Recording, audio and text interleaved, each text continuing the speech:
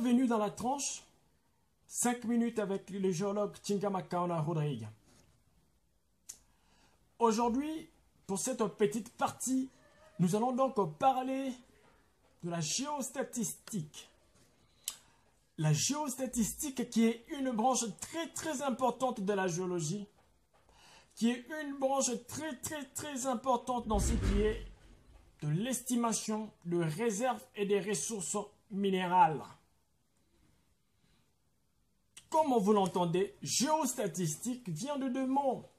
Géo, qui vient de géologie, statistique, qui est une branche mathématique. Elle est définie donc comme une méthode spatiale, spécialement conçue pour étudier des variables possédant un double comportement, un double caractère, aléatoire et régional. Alors, cette géostatistique,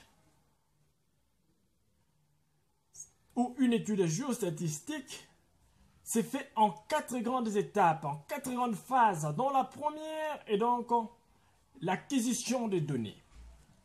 La récolte des données qui est une phase clé en ce qui est de l'étude géostatistique. Pourquoi? Parce que le résultat obtenu à la fin d'une étude géostatistique est fonction des données récoltées. C'est donc la phase la plus importante d'une étude géostatistique, la récolte ou l'acquisition des données. La seconde phase, c'est en fait l'étude statistique élémentaire. Eh bien sûr, là, on passe au peigne fin les données récoltées pour voir si, en fait, il y a des points ou des données aberrantes. S'il y a des données aberrantes, nous devons le savoir directement. Des données aberrantes comment? Pourquoi je dis aberrant?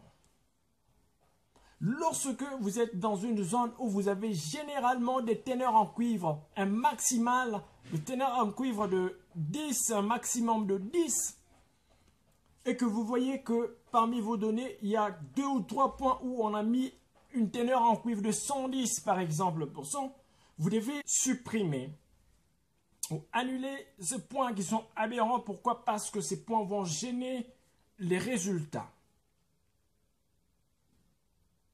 Et la troisième phase d'une étude géostatistique, c'est en fait une étude variographique.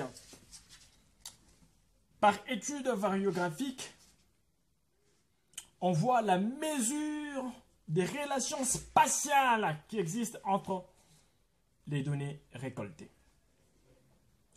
Et la quatrième étape d'une étude géostatistique, c'est en fait l'estimation par Krigage.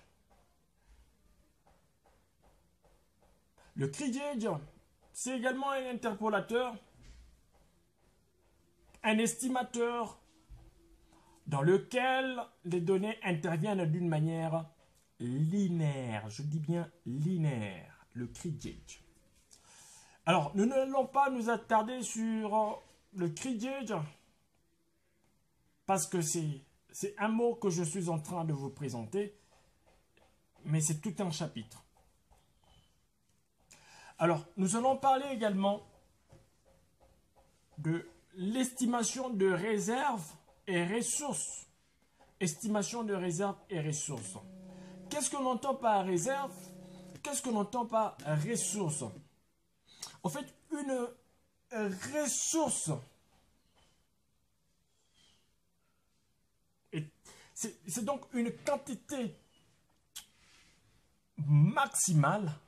Le terme ressource fait allusion à la quantité maximale du métal contenu dans un gisement. C'est-à-dire que lorsque vous parlez d'une ressource, si vous avez une minéralisation riche en 0,0003 parties par billion, lorsqu'on vous parle de ressources, on tient compte de ces 0,0003 parties par billion. Et lorsqu'on vous parle de réserve, là, des notions de teneur de coupure interviennent.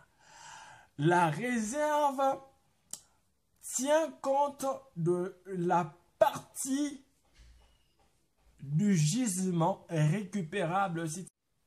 Voilà. Donc, vous avez plusieurs types d'erreurs qui peuvent s'ingérer dans ce qui est de l'estimation de ressources et des réserves d'un gisement. Vous avez l'erreur d'échantillonnage, vous avez l'erreur d'estimation, vous avez l'effet d'information, vous avez également l'effet support qui sont en fait responsables d'erreurs lorsqu'on fait tout simplement l'estimation d'une ressource ou d'une réserve. Alors, la méthode géostatistique, dans toutes les méthodes que vous connaissez, que ce soit la méthode d'estimation par polygone, triangle, d'inverse, distance, la méthode de section, la méthode manuelle, la méthode géostatistique est plus bonne. Pourquoi? Parce qu'elle tient compte des erreurs. Des erreurs qui, en fait, nous donnent des résultats donc très très loin de la réalité. Alors, vous devez retenir que dans une étude géostatistique, les erreurs